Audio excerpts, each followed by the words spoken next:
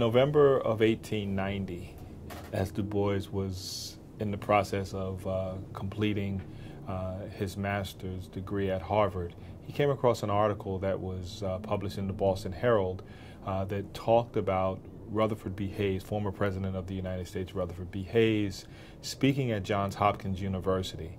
And in that speech, Hayes talked about the fact that the organization that he represented, the John F. Slater Fund, was willing to fund an education for an African-American student to study in Europe, but he couldn't find anyone who was, implication, smart enough to be able to take advantage of it.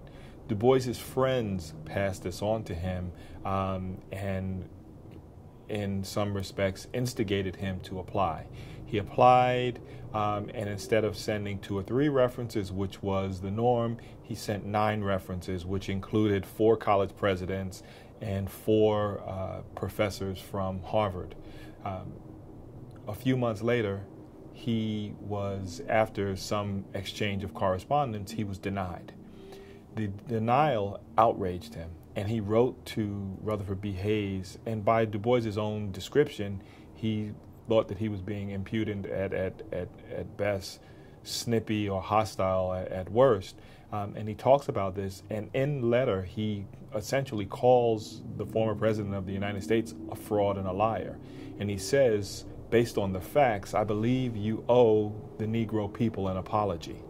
He goes on to say, I can find the money if I really need to.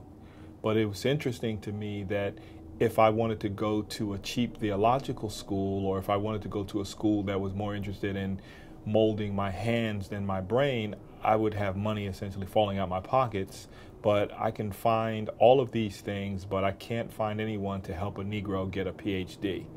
And the letter was so laced essentially with this upset of Du Bois that it changed Hayes' mind. And in fact, Hayes actually wrote to other trustees on the Slater Fund, and it was agreed that someone who could speak like this in protest probably deserved the scholarship. And this is how Du Bois was able to get his scholarship to study at the University of Berlin.